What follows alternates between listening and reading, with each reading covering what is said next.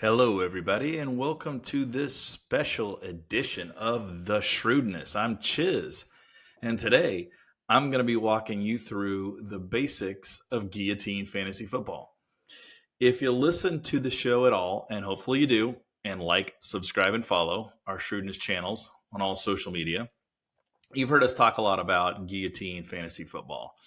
So you may be wondering, what is Guillotine Fantasy Football? Or you may be wondering, how would I set up a Guillotine Fantasy Football League if I wanted to? So today we're going to take you through some of the basics of Guillotine Fantasy Football. In particular, we'll start with how is it different than traditional fantasy football? So if you've played traditional fantasy football, you know that you get a few friends together, you set up a league, and you have a draft, and you're going to have head-to-head matchups on a weekly basis. So what that means is your team is going to be playing someone else in the league. What that does is it creates an opportunity for you to have a really good week, but be playing someone who has an even better week, and therefore you get a loss. Your team has a win-loss record over the season, and then playoffs is determined towards the end of the season on who has the best win-loss record.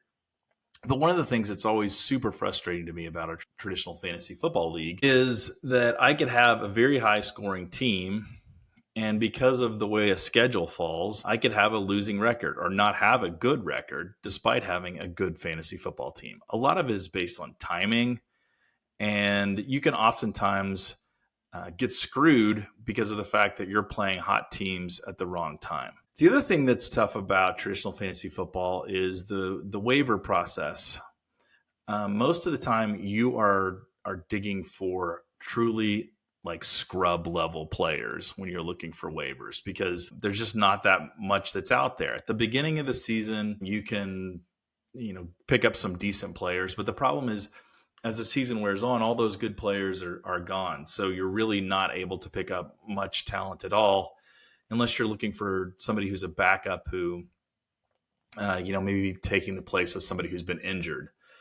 So the waiver process is frustrating. It's also difficult because if you have a good couple weeks at the beginning of the year, you're farther down on the waiver process. So a lot of the times when those, breakout stars are being picked up, you don't have an option to get those if you've been successful. There's really early on, there's really no strategy in that waiver process. So, and then the last thing about traditional fantasy football is when you get to the playoffs, you can definitely get shafted. So let's say you've had an incredible year. You've had the highest scoring team. The first round of the playoffs, you're going against the lowest seeded team, and you just have a bad week and they have a little bit better week.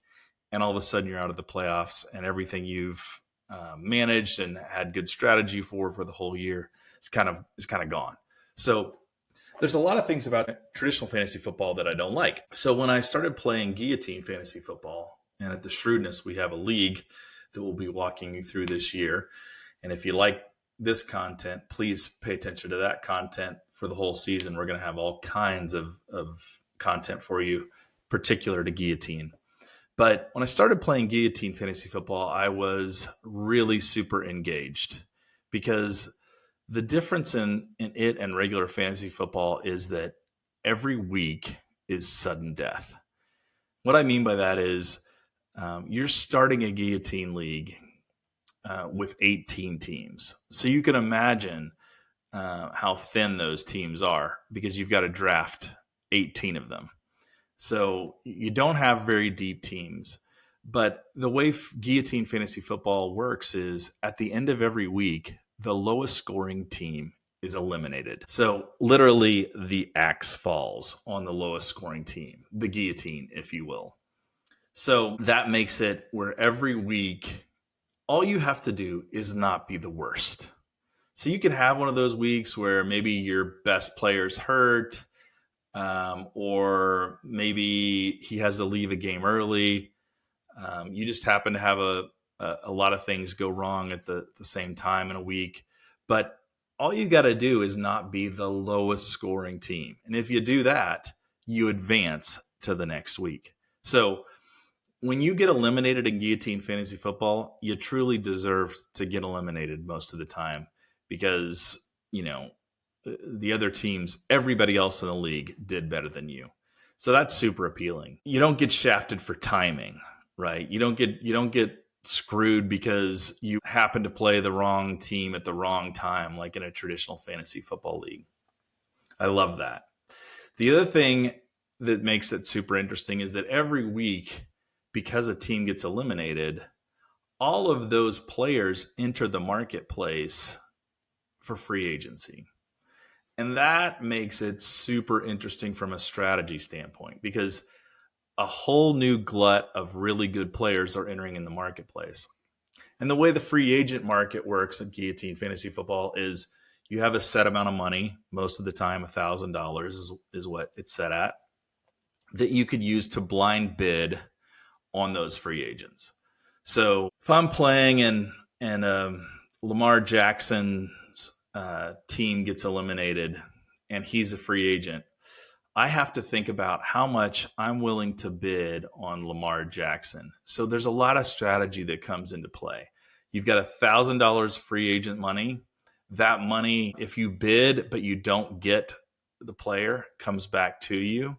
But if you do bid and you get the player, that money's gone. So if I decide I'm going to spend everything I have or close to it on a Lamar Jackson when he comes available, and I decide I want to spend $800 in free agent money on Lamar Jackson, then I've got $200 left the rest of the year. But if you really want someone, you can go and get them. There's the other option, which is, hey, maybe I'm going to spend less on every player and try to get some steals. Maybe there's some guys that kind of fly under the radar. They become available, and I get them for $25 that week. So there's lots of different strategy, but I like the fact that there's strategy involved in the free agency part of the game, as opposed to a waiver wire that's based on who's won or lost more in that league. That is a really fun aspect of Guillotine. The other thing that's fun about Guillotine is, and we'll tell you how to do this in future episodes, but you can set up weekly prizes and season-long prizes to keep people involved. So even if you do get eliminated early, you've still got skin in the game because there's things that are going on a weekly basis that keep you interested and involved in the Guillotine League.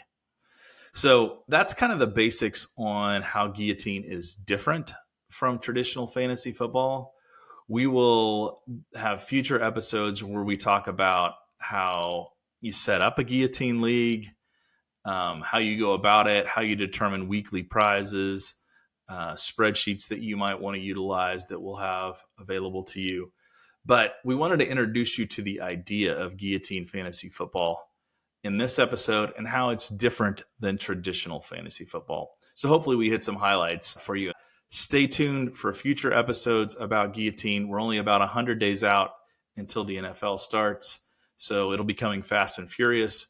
But the Shrewdness is where you're going to want to go for all your Guillotine content and also your Guillotine insights. We'll be talking about strategy, how you get a leg up on your league throughout the year, players that we target, ranking systems, all of that will be on the Shrewdness. So if you're at all interested in Guillotine, make sure you subscribe, turn on those alerts so that you know when we're bringing out new content, you're the first to get it. And make sure that you tell your friends also who might be interested in Guillotine.